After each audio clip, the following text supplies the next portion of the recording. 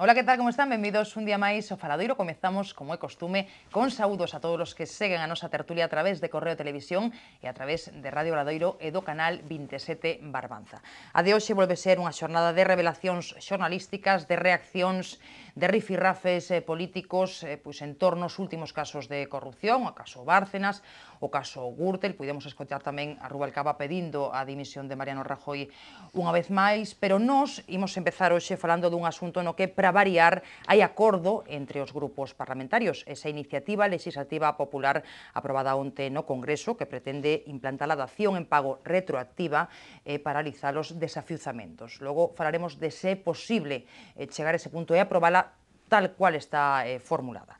Onde non hai precisamente consenso, onde non reina a boa sintonía, o bo rollito, é no Parlamento galego, onde volvía a haber algarada no pleno, ca expulsión dun deputado de Alternativa Galega de Esquerda, David Fernández Calviño. Falaremos dese asunto e falaremos tamén doutra das noticias da semana, a renuncia do Papa Benedicto XVI. Hoxe sentan connosco a mesa do Faladoiro o profesor Luís Caramés, que é catedrático de Economía Aplicada da Universidade de Compostela. Que tal, Luís? Hola, Benvido un día máis. Saudamos tamén os conselleiros do Consello de Contas, Xesús Palmou. Que tal, Xesús? Benvido. Boas tardes, moitas gracias. Abogado, como saben, foi conselleiro de Xustiza, foi tamén secretario xeral do Partido Popular de Galicia. Benvido unha vez máis. E o conselleiro Antonio López. Que tal, Antonio? Benvido. Que tal? Moi ben. Que é catedrático de Dereito Financeiro e Tributario tamén da USC, así que os tres benvidos e moitas grazas por acompañarnos. Imos empezar falando o que dicía dun asunto importante, non importantísimo, que está a causar moitísima alarma social, os desafiuzamentos. Nas últimas horas coñecíamos a morte, o suicidio de 4 persoas que ian ser desaloxadas das súas vivendas, un home en Basauri, outro en Alacante e un matrimonio de xubilados en Mallorca. E non son, por desgraza, os primeiros casos dos que temos que falar. Onte aprobaba o Congreso esa iniciativa legislativa popular para implantar a dación en pago retroactiva e paralizar as execucións hipotecarias, aprobada co apoio de todos os grupos, tamén do PP, que cambiou o sentido do seu voto no último momento. A gravidade da situación actual obriga a tomar medidas. Esa iniciativa viña avalada por 1.400.000 sinaturas, moitísimas máis das que fan falta. Eu pidovos unha primeira impresión antes de empezar a falar de se é posible, efectivamente, pois aprobala, non, tal e como está formulado. Empeza a súa tramitación, en todo caso, veremos en que queda, pero sí que parece que a cidadanía pide que se faga algo, non? Pide a clase política que responda, non, a un problema que sufre moitísimas familias. Xesús, podemos empezar, por exemplo, contigo. Sí, bueno, eu coido que é unha boa noticia para a ciudadanía de que todos os grupos parlamentarios se teñan posto de acordo para a admisión a trámite desta proposición, desta iniciativa popular, porque efectivamente é unha iniciativa popular que preocupa a moita xente. E a prova máis evidente é que, bueno, ten máis de 1 millón de firmas. Bueno, isto que supón é que empeza a tramitación parlamentaria. Logo, ao longo desta tramitación, pois probablemente habrá enmendas, habrá modificacións, non ten por que salir tal como vai. Eu coido que, como todo, pois é seguramente mellorable en algúns aspectos. Agora ben, eu coido que estamos vindo unha profunda crise que non se reparte equitativamente. É dicir, hai unhas persoas nesta sociedade que aparecen dun xeito máis dramático, as persoas que están sin traballo, as persoas que se ven privadas precisamente da súa vivenda como consecuencia de non poder pagar unha hipoteca. E iso, pois, nunha sociedade solidaria, pois, lógicamente, iso ten que ter unha resposta. Eu coido que esa resposta, pois, bueno, debe darse a través do Parlamento, pero tendo en conta de que tras unha situación de crise volverá a normalidade. E o tráfico mercantil debe garantizarse, a seguridade do tráfico mercantil. Por lo tanto, coido que hai que ver medidas coyunturais para salir desta situación, para axudar a aquelas persoas que están en unha situación francamente difícil e que temos a obriga de axudalas, e logo, a súa vez, pois garantizar a seguridade do tráfico mercantil para o futuro, porque non vai a ser que fagamos unha legislación que logo, cando unha persoa vai a solicitar un crédito, se atope con que non ten quen lle dé o crédito. Esa é a cuestión. Supoño que neste último punto, supoño que de acordo, non? Tanto Antonio como Luís, non? Sí, a mí me parece que a situación a que estamos vivindo agora, pois os últimos feitos estes lamentables de suicidios e demais, nos pon diante dunha realidade que é absolutamente inadmisible, non? Aquí tivemos unha explosión de crédito para a adquisición de vivenda, con unha crise que se cruza polo medio, e resulta que os debedores non son capaces de pagar, non, na maioría dos casos, non por unha mala decisión deles, senón porque ou non poden, non teñen traballo, son incapaces de pagar. E nesta situación, os bancos síntense perjudicados, desde o sector público inxétanse nos bancos 40.000 millóns de euros para sanear eses activos que están perjudicados polo baixo valor deses créditos que agora hai máis dificultades de pagar, e, finalmente, atopámonos que os cidadáns quedan sen casa, sin poder pagar o crédito, e, encima, chegando a situacións tan lamentables como esa. Todo parece indicar que hai que buscar algunha solución para cambiar esta realidade, desde todos os puntos de vista, é inadmisible. Outra cousa é as realidades concretas, as solucións concretas, e iso teremos despois a ocasión de entrar nelas. Pero me parece que algo se fixo, porque xa hai 2 decretos leis que introduciron algunhas medidas, pero penso que se merece a pena reflexionar pausadamente como podemos evitar que isto siga producíndose. Profesor Caramés. Justo concordo co que digan os meus colegas. Realmente, onte hubo unha boa noticia, que é que se puxeran de acordo na Cámara para abrir o debate sobre este asunto. Me chamou un pouco a atención que pola mañán o Grupo Popular non estivera de acordo, e pola tarde sí, eu supoño que non sería só por un suicidio, porque claro, o tema dos suicidios é un tema entre tráxico e técnico, non? Que, polo tanto, supoño que as cousas non se tomarán en consideración en función do número de suicidas, porque o problema é moito máis grave e, dende logo, sigue afectando a todos aqueles que non están suicidados, non? E dicía que non, de feito, que non tivera nada que ver o voceiro do Grupo Popular. Polo tanto, eu creo que, como xa se dixo aquí, é un tema importante, hai casi 1,5 millón de sinaturas nesta iniciativa legislativa popular, e logo vamos a ver que é o que ocorre no debate, non? Eu lembro que cando un xa ten certa idade, pois a veces como no Evangelio, casi por parábolas, non? Eu lembro nun debate celebrado aquí no Hostal dos Reis Católicos, inaugurado polo presidente Fraga, en paz descanse, que tocoume dar unha conferencia e ainda non estábamos neste problema, ni moito menos, non? Un membro dunha entidade bancaria fixe unha pregunta criticando implícitamente a miña tese porque consideraba que o ter un crédito hipotecario sin oso, é dicir, unha hipoteca sin oso, o sea, máis palado 100% do valor do inmoble, avaliado xa daquela maneira por unha axencia que estaba moi a favor, máis aquel carro o automóvil que lle financiaron, máis as vacacións na illa de non sei onde, todo eso vencellado a un salario, e o salario, dende logo, que estaba baneando, despois de todo eso. Pero o que hai que dicir ás persoas, por máis que teñen a súa responsabilidade, a súa liberdade, é a verdade.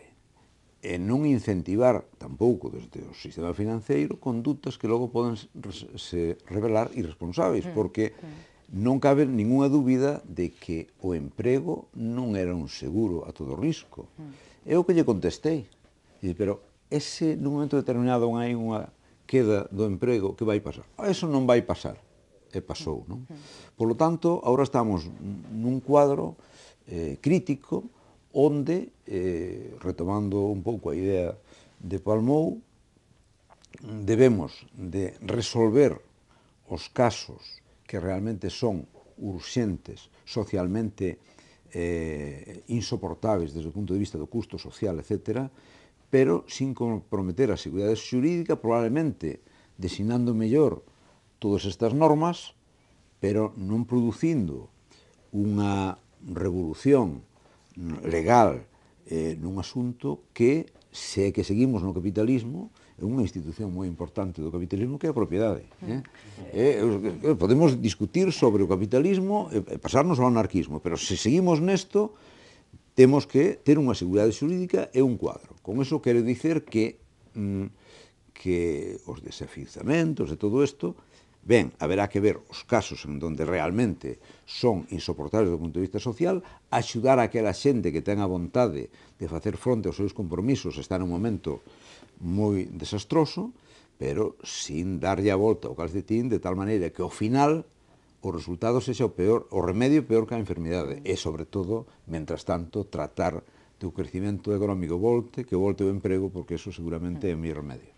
Palabras de responsabilidade. Faltou responsabilidade moitas veces, bueno, en moitos casos, a moitos cidadáns, non, que viviron por enriba das súas posibilidades, pero tamén a quen llo permitiu, non? Porque eses cartos chegaron de algún lado, non? Non só os cidadáns. Non só os cidadáns, efectivamente.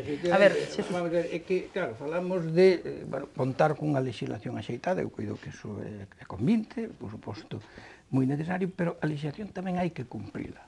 Se miramos unha ollada, damos unha ollada ao que pasou, pois vemos que hai irresponsabilidade por parte de determinadas entidades que non cumpriron a legislación, porque ahora mesmo, pois, o importe da hipoteca non pode estar por enriba do 80% do valor do ben hipotecado. E iso, pois, saltaron os bancos, pois, infinidade de veces. Mira, práctica cotía. Evidentemente, evidentemente. Mentre pedían cartos fora para poder atender a eso, para poder atender que agora é o a que hai que estar arranchando. E agora, a eses nadie lles pide responsabilidade. Bueno, pois aí houve unha irresponsabilidade clarísima por parte de quen actuaron dese xeito. Por tanto, non é só ter unha legislación axeitada, senón que a legislación que teñamos se cumpla.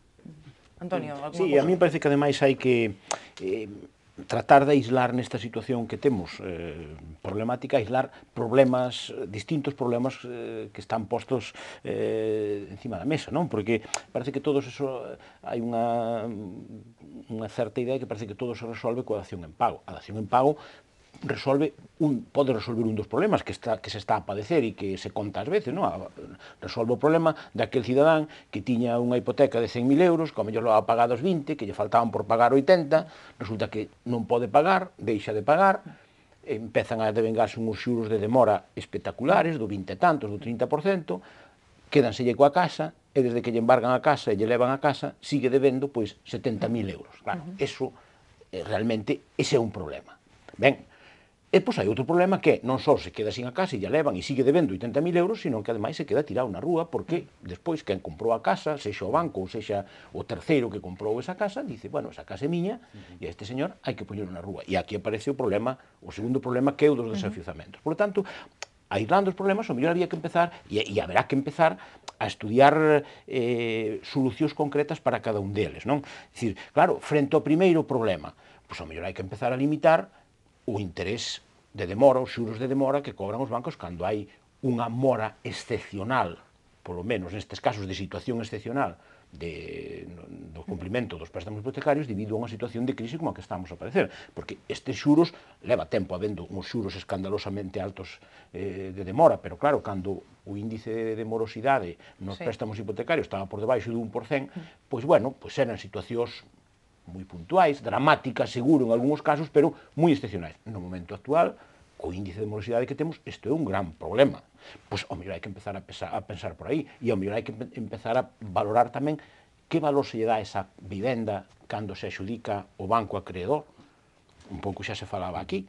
Ao mellor hai que empezar a exigir certa responsabilidade tamén polas tasacións que se fixeron. Oiga, se vostede me valorou a vivenda pois en 150.000 euros para concederme un préstamo de 100.000, agora, cando me vai a executar, non me leve por 25.000 euros, ou por 30.000, ou por 40.000, é dicir, a valoración non a fai o acreedor, pero sempre fai unha sociedade, de alguna maneira, vinculada co acreedor, ou co acreedor, digo, neste caso, co banco, ou co que o banco mantén unha relación. Por lo tanto, ese valor deberá ter tamén algún coste para o acreedor, non? Bueno, pois, medidas ponderadas, porque, como dicía Xesús, o dicir que cambiamos agora e establecemos como unha regla xeral, o que se propón na iniciativa legislativa esta, cambiar a lei de xudimento civil, e dicir, bueno, o deudor dice, eu poido me acoller e digo, leven a casa e a partir dese momento eu xa non debo nada. Bueno, esa é unha medida que habería que valorar moito as consecuencias que xenera. Vai a xenerar, sin duda alguna, un incremento nos custos, indudablemente. Claro, que vai a acabar perjudicando a todos, Efectivamente. todo o mundo, non? Decir, non é negar o problema, pero menos préstamos tamén, evidentemente. indudablemente. Bueno, pois é unha parte da noticia, non, que eu quería comentar, e logo hai outra parte, non, había acordo, non, que eu tamén destacaba eso, non, acordo nalgo moi importante cando non é que haxa moitos acordos entre as forzas políticas, non? Entón, falando dos partidos maioritarios, houbo acordo neste asunto, tal e como está a situación do país, deberían PP e PSOE chegar a acordos noutras cuestións tamén importantes para sair adiante desta situación? Digo porque... Eu coido que o lógico é que non só o PP e o Partido Socialista, é dicir, todas as formacións políticas do arco parlamentario creo que deberían facer un esforzo para poñerse de acordo, porque hai unha serie de cuestións que son cuestións de Estado e que realmente deberían de maneira, ser de interés para todas as formacións políticas, é dicir, facer un maior esforzo en chegar a acordos e, sobre todo, transmitir á ciudadanía que realmente todos os grupos políticos están pensando no interés xeral por enriba de todo. Eu coido que iso era importante, era importante que chegara ese mensaxe. Claro, a ciudadanía que está desmotivada, que está con enorme desconfianza na clase política, etc. Entón, eu coido que este acordo, en ese senso, está na boa dirección, pero o importante era que houbera máis, que haxa máis en esa mesma línea. Eu penso que sería moi importante, a raíz deste acordo, me parece a min, é que políticamente sería inasumible, me parece a min, poder dicir que non a tramitación, non a aprobación definitiva, a tramitación dunha iniciativa que ven avalada pola firma, pola asinatura de 1,5 millón de cidadáns. Dame igual que sexa 1,5 millón, cada 2 millóns, unha cantidade enorme de cidadáns. Políticamente é moi difícil dicir que non se tramite. Por lo menos se tramite, agora vamos a ver, nun con solución xa onde eu penso que ten que pesar máis o técnico que o político, como buscamos unha solución que encaixe con todo isto. Pois, se noutros temas se fora capaz de trasladar esa mesma sensación de que políticamente non cabe unha posición contraria a algo que é razonable, necesario, imprescindible nesa situación, seguramente os partidos tamén tenderían a confluir aí, pero mentre non se chega a iso, pois se trata de sacar vantaxe na medida que se pode. Con Rubalcaba pedindo a dimisión de Rajoy polo caso Bárcenas tampouco parece moi doado, que se chegue próximamente a acordos noutras cuestións. Claro, o que quería dicir é que, efectivamente, eu creo que este acordo que onte representaron no Congreso ten un pouco o cheiro a necesidade porque a situación social era tal, a presión era tal, que, bueno, pois, mellor xa falaremos, pero de momento vamos a acordar que imos falar, non? Pero eu creo que, lembrando, claro, como somos, algúns por lo menos, da xeración que vivimos a transición como vivimos, con ilusión, con esperanza, pensando que era poñer as bases, os pactos da Moncloa para poder chegar a ter unha democracia como os demais, xustamente agora, pero xa fai uns anos, en que estamos en risco de deixar de tela de alguna maneira, dicir, ou que nos coloquen un administrador ou que apareza un populismo, etc. Por lo tanto, eu creo que o país está, en certa maneira, tamén en risco coa súa democracia. Entón, eu creo que ou ben grandes acordos ou no seu momento, probablemente, xa sexa tarde ou non, no seu momento, incluso, puido haber un certo goberno de concentración, ou de como se chamen técnicamente, non? Pero, dende logo, eu creo que hai algunhas cousas, hoxe, completamente indispensables para poder sair desta, que terían que estar fora dun debate que está, por outra parte, de unha maneira moi noxenta, contaminado absolutamente, e ten aborrecida a cidadanía. De acordo, non vexo que asentides os dous. Que sí, e iso xera un risco, como di Luís, un risco sistémico, non? É dicir, o mellor a cidadanía chega un momento en que unha situación crítica como esta, pois, se tira pola rúa do medio e nin para ti, e se buscan solucións que casi sempre son... Milagreiras, de salvadores, destas cousas, que casi sempre acaban mal e non son máis deseables, pero sistemas se viron que fracasaron. O sistema de partidos italiano fixo crack, acabouse e houve que... Sempre se pensa en Italia, non? Cando falamos así desto, sempre sae o caso, non? É que non queremos un Berlusconi, claro. Ao fin e ao cabo, o exemplo italiano foi un exemplo positivo no senso de que houve unha crise, pero saliuse desa crise con un sistema democrático e tamén con un sistema de partidos, non? Ao fin e ao cabo, bueno, pois, outros partidos distintos, outras formacións políticas distintas, outros posicionamentos distintos, pero dentro do sistema democrático. O problema é que pode haber pois outras salidas que claro, sobre todo tamén que no noso país o que dá a impresión é de que os políticos, xa sei que aos políticos lle molesta moito que se digan os políticos, pero moleste ou non, é así, non? Non parecen conscientes desto, é dicir, están tan presos do día a día e destas liortas que están cada día, que non se dan conta ou non teñen tempo para darse conta, eu creo que é grave, de que o que está realmente en xogo é algo moi importante para todo o país e para eles tamén. Penso eu. Bueno, pois con esa reflexión, se vos parece, imos facer unha pausa para a publicidade, así non engadimos nada máis, que quedou ben para dar paso aos anuncios. Á volta falamos de outras cuestións de actualidade, cousas menos importantes, un pouco, bueno, quero poñelo entre aspas, non? Falábamos antes de noxentos, bueno, cousas de menor ton, pero que tamén están na actualidade, polas que vos quero preguntar, así que pequeno descanso, volvemos de contado.